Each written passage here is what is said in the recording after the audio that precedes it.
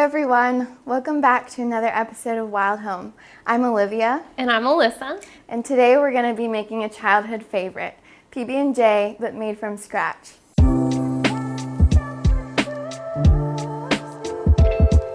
So we're going to be making homemade peanut butter and then with blueberry jam. So a traditional peanut butter you buy in the store has at least 6 to 7 ingredients in a container. In this, you only need 3, just peanuts, dry, roasted, or unsalted, and then a half a teaspoon of salt and 1 tablespoon of honey. So we're making homemade peanut butter, one, because oftentimes it has a lot of sugar. And I just calculated it out this morning and I was a little impressed. So I kind of just want to show you guys what you can expect in a 16-ounce jar of peanut butter from the store. As a helpful visual, we're going to measure it out for you to see how much sugar is in one. Some people love sugar and that is totally fine. And that's not bad, but just for perspective, that's at least as much sugar that goes into one little jar of peanut butter. Just a visual effect. Yeah. So we're gonna go ahead and just add all the ingredients. So we just put the 2 cups of peanuts in the blender, and now we have a half teaspoon of salt. The salt kind of differs if you have already salted peanuts. You can kind of just go off of taste, but these are unsalted peanuts, so we're doing half a teaspoon of salt, and then we have just a tablespoon, yeah. And then we have a tablespoon of honey, just to add a little sweetness. You can also do syrup if you want. So I have found that the best blender is actually the Vitamix. I'm actually borrowing my mother-in-law's because I don't have a Vitamix.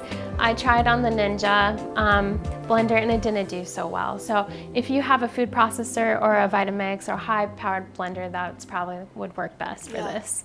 I at first thought that peanut butter might be a little complicated, but it really is so simple. Yep. So we'll blend it up and show you the result. So this is a really easy recipe, but this is probably the most work, is just blending it.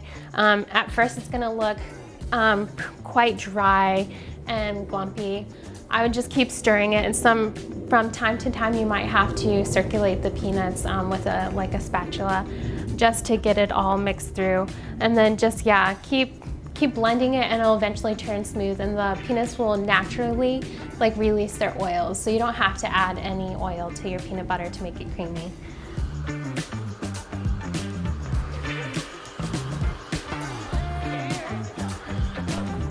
All right, just like that, you have peanut butter.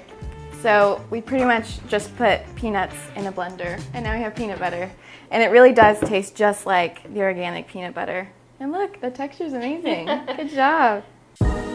So now we'll be doing the blueberry jelly. So just like the peanut butter, you only need a few ingredients for the jelly, and it's fairly simple to make as well.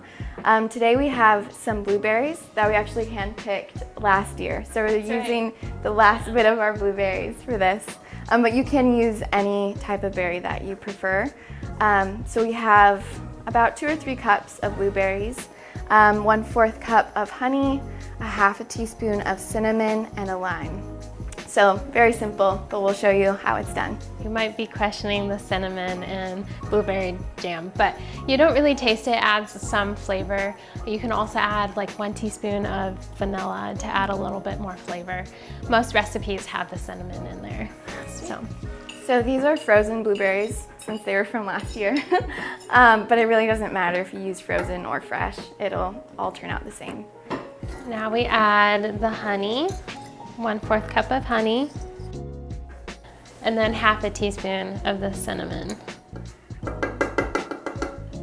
Finally, we're gonna add the lime. You can also do 1 lemon if you have one. It just adds a little bit of citrus to the jam. Okay, so all the ingredients are in the saucepan. Just like the peanut butter, you just put everything in, and now we're gonna put it on the stovetop. So I just put the saucepan on. It's on medium to high heat, and we're just gonna let the blueberries release their juices and let the liquid reduce, and that's what will make it thick. The honey will also add thickness to the jam.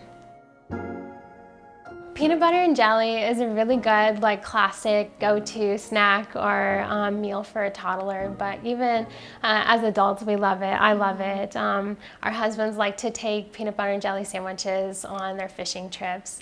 It's kind of tradition for them.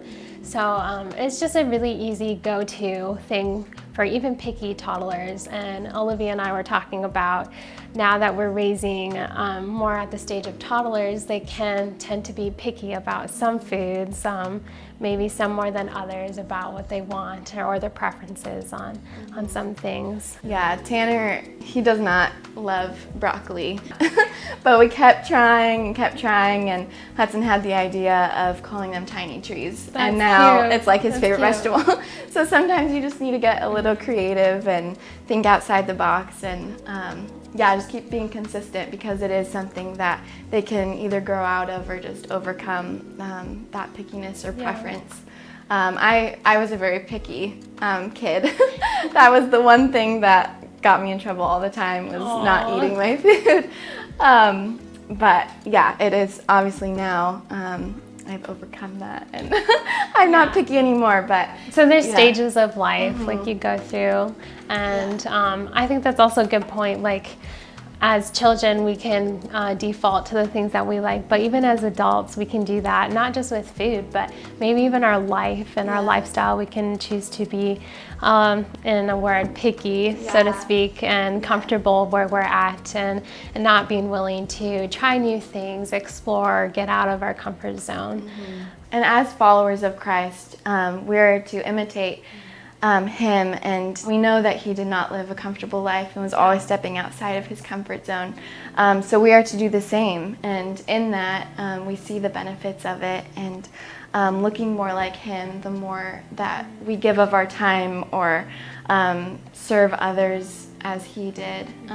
Just like for our kids, having a PB&J diet constantly is not good for them, and like us, we need to step outside of what we're comfortable with and look more like Christ and the way that he lived.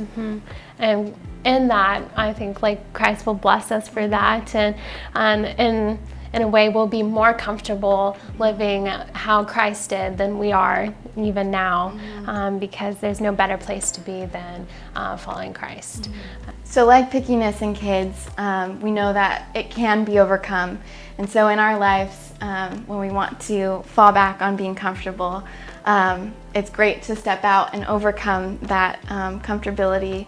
And the more we do that, the more we'll see Christ's faithfulness and less of ourselves or our selfish desires. I think that's a good, like, reminder for both of us, and it reminds me of that verse where John was talking about he must increase and I must decrease, and that's where we see God's faithfulness if we do that. So the jelly has been reducing for a good long time. We turned the heat down as soon as it started, like, boiling. You turn the heat down to let it reduce, and I think it's done. So it will thicken as it cools. So I'm gonna pour it in here. It looks and smells amazing. As simple as peanut butter. Yeah, we'll put the peanut butter in here. And I think we're gonna have the boys come in or the little boys come in and try the sandwich and see how picky they really are. I don't know, the toddler's approval is a big one.